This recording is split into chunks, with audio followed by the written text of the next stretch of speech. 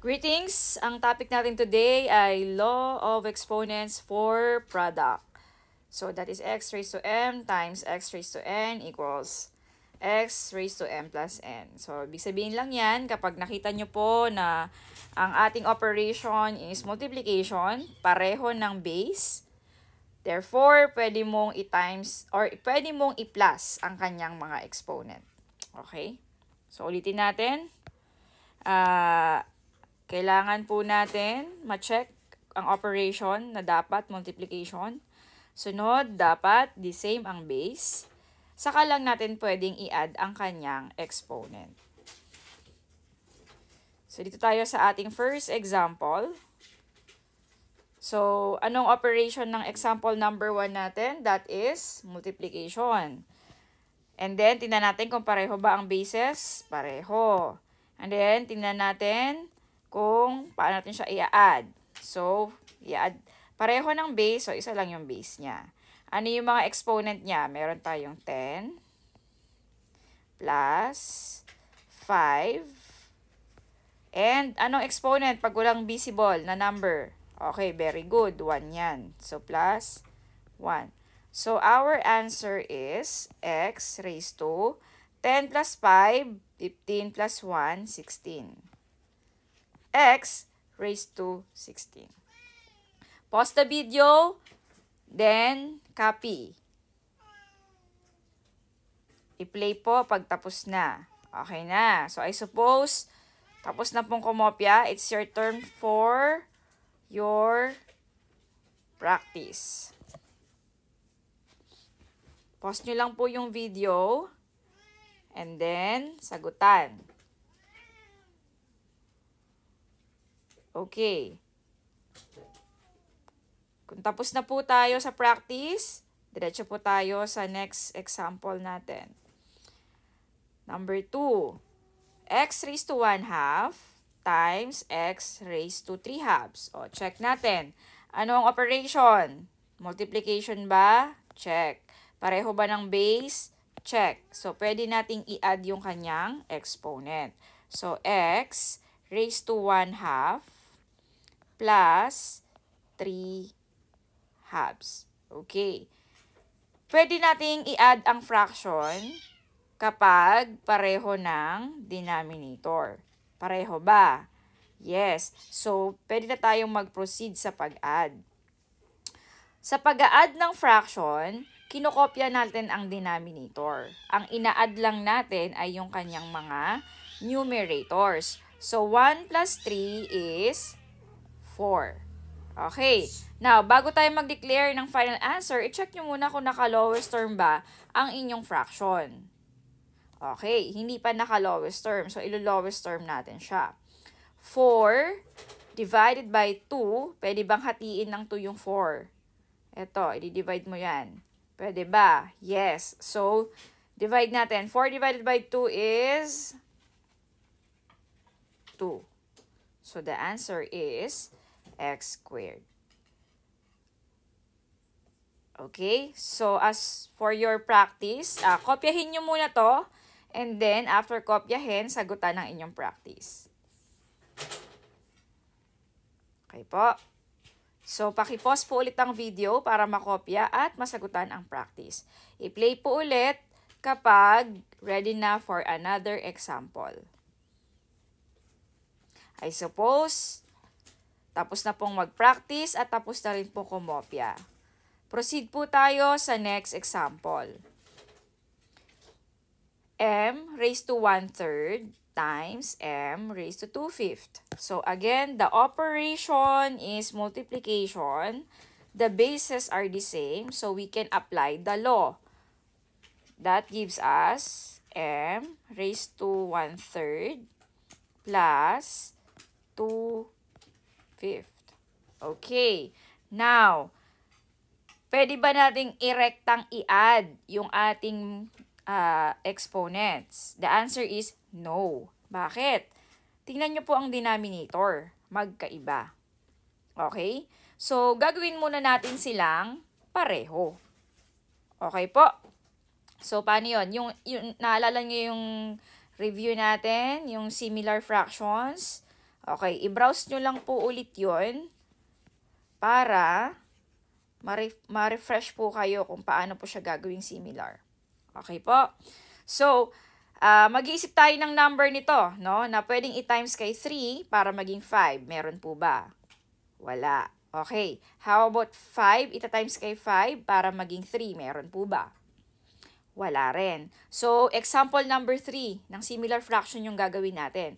Pag ganun na parehong walang number na pwedeng i-times, therefore, ita-times mo siya sa bawat isa. So, yung 3, ita-times natin kay 5. At yung 5 naman, ita-times natin kay 3. Okay? Then, kung ano sa baba, yun din sa taas. Okay? So, let's proceed. 1 times 5, that is 5. 3 times 5 over 15. Plus, 2 times 3 is 6 over 5 times 3 is 15. Okay, so pareho na po yung ating denominator. Pwede na tayong mag-proceed. So again, sa pag-a-add ng fraction, kinokopya lang ang denominator. Okay? Then, ang ina-add lang natin ay yung numerator. 5 plus 6. That is 11. Now, bago tayo mag-declare ng final answer, double check kung naka-lowest term na ba. Meron bang number na pwedeng mag-divide kay 11 at 15? So, the answer is wala na. Therefore, naka-lowest term na yung ating fraction. Thus, ang sagot natin dito ay m raised to 11 over 15. Okay po? So, box lang natin. Ugaliin natin mag-box ng final answer. Okay. So, again, pause the video para makakopya at makasagot ng practice number 3. I-play na lang po ulit kapag ready na. Okay, I suppose nakakopya at nakasagot na kayo. Let's proceed to our next example.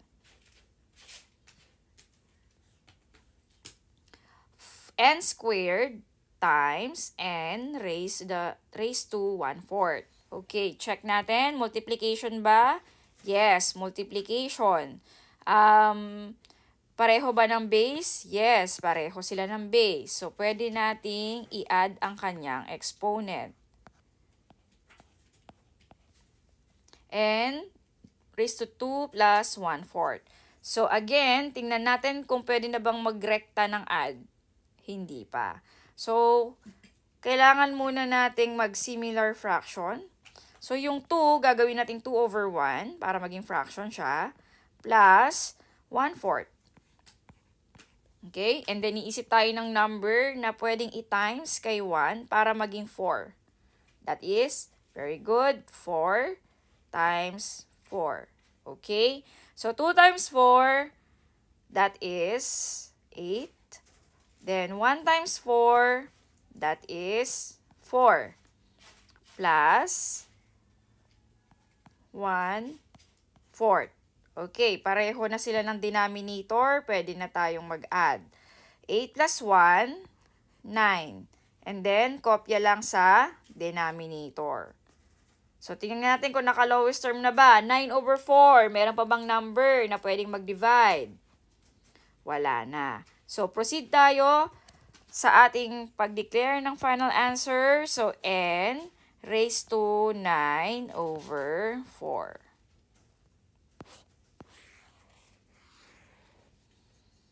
Okay? So, pause the video and then copy the example and then answer practice number 4 sa may bandang baba. Ayan po. Pause the video. Okay. I suppose tapos na po sa practice, nakakopya na. Pwede na tayong mag-proceed.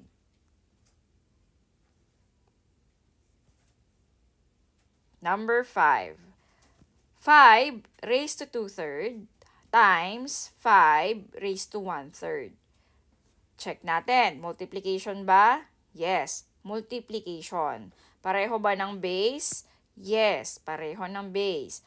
So, mag-a-add tayo ng exponent. 5 raised to 2/3 plus 1/3. Okay. Pwede ba nating i-add diretso yung ating fraction? Pareho ba ng denominator? Yes, pareho naman. So, dediretso tayo sa pag-add. 5 raised to, kokopyahin natin yung denominator, i-add lang natin yung numerator. So, 2 plus 1, that is 3. Okay, tingnan natin kung naka-lowest term ang ating fraction. Naka-lowest term po ba? Hindi pa. So, ilo-lowest term natin. So, 3 divided by 3, 1. Okay? Now, 5 raised to 1. Exponent natin is 1. So, magiging invisible. So, the final answer is 5. Okay? Pause the video, copy, and answer your practice number 5.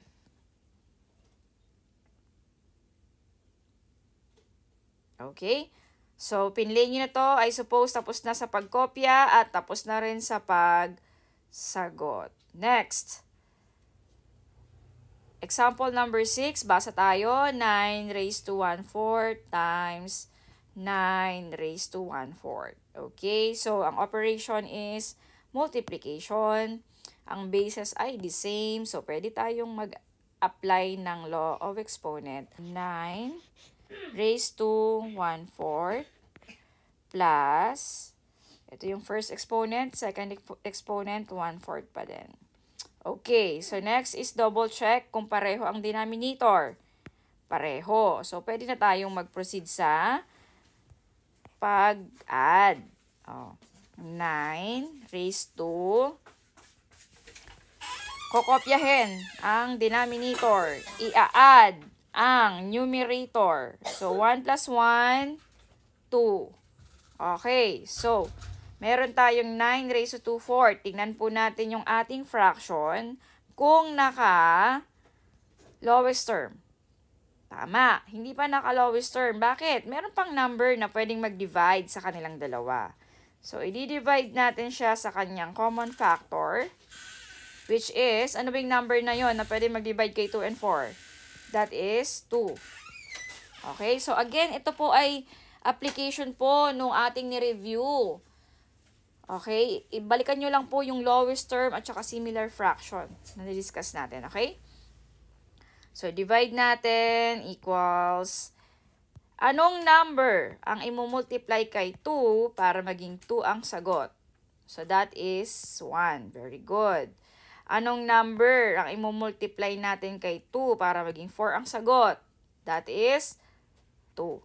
Okay, tingnan natin ng 1/2. Meron pa po bang ililiit yan? Okay, very good. Answer is 9 raised to 1/2. Okay, is that the final answer? Again, double check para natin. Bago tayo mag-declare ng final answer, double check muna natin kung yan na ba yung pinakasagad. Meaning, hindi mo na pwedeng i-simplify. Okay. As to fraction, naka-lowest term na yung fraction. Tama? However, kung babalikan natin yung lesson natin, no, rational exponent yan. Okay? So, pag rational exponent, possible na may root ang inyong base. Okay? So, anong gagawin mo dyan? Gagawin natin siyang radical expression. So, again, titingnan natin yung denominator, right? So, ang denominator natin is 2. Tapos, radical. So, square root. Ang ating base ang magiging radicand. And then, dahil 1 ang kanyang numerator, hindi na tayo maglalagay ng parentheses. So, ano ngayon ang square root ng 9? That is 3. So, the final answer is 3. So, pause the video, copy, and then answer the seat work or practice number 6. Okay po.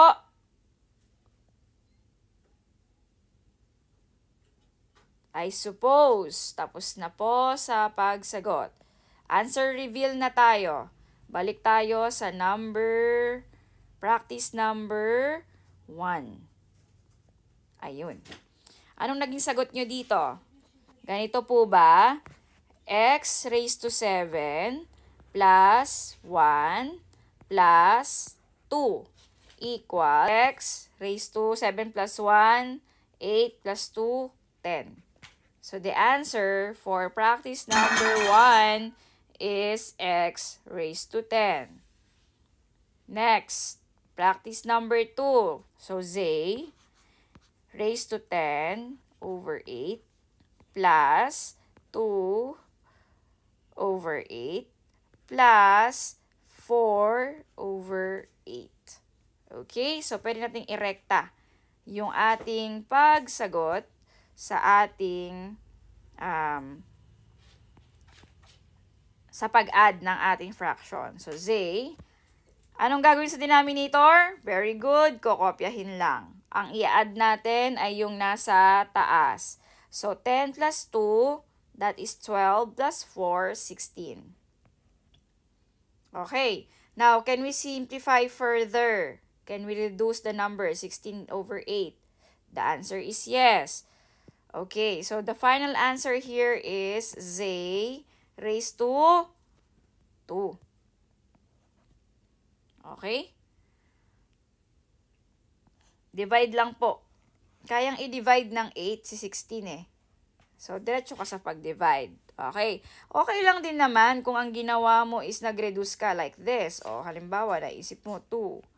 O, so, 16 divided by 2, 8 over 4. Tapos, nag-reduce ka ulit ng 2.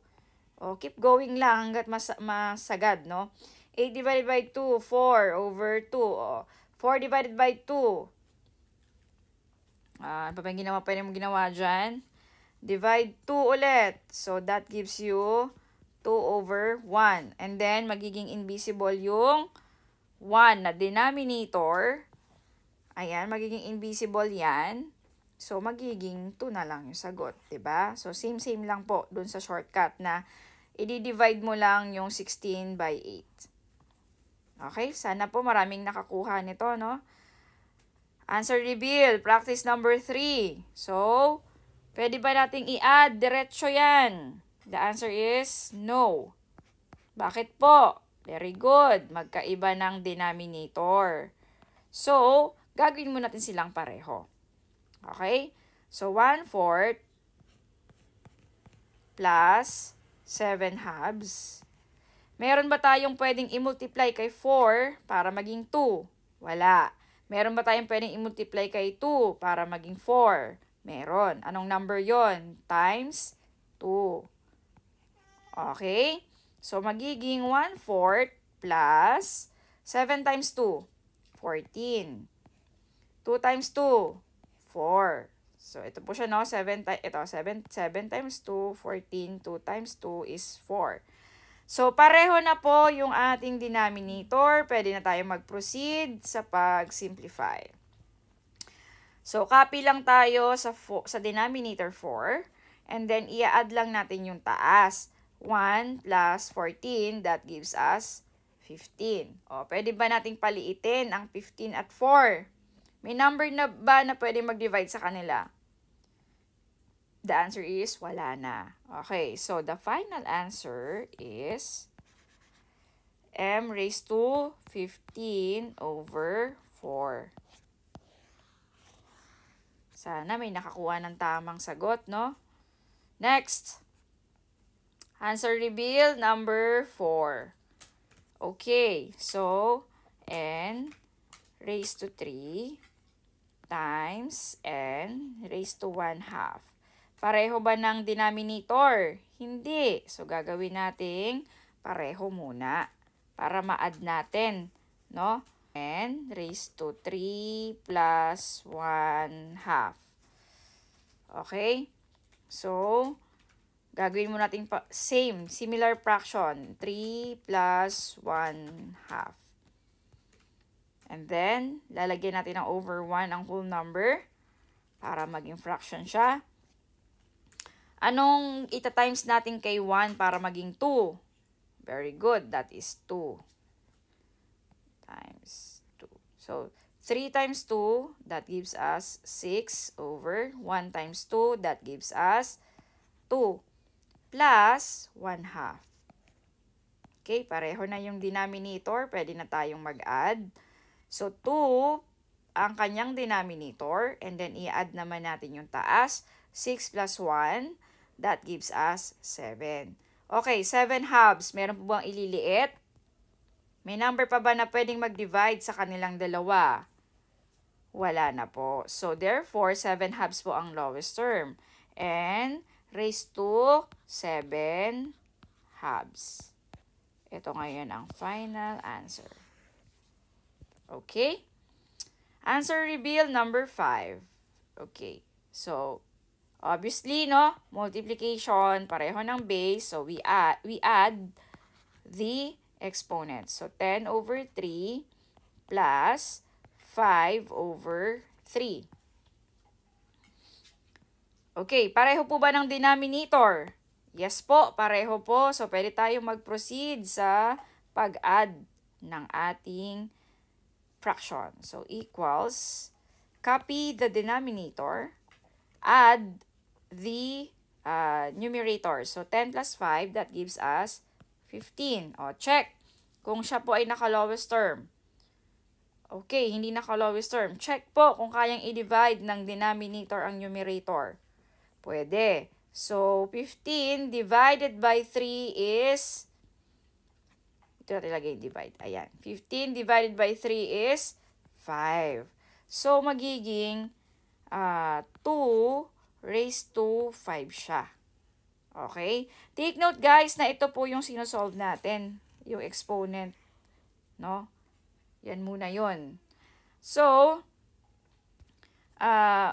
ang kilalabasan is 2 raised to 5. So, 2 raised to 5, kailangan nyo pong i-evaluate yan.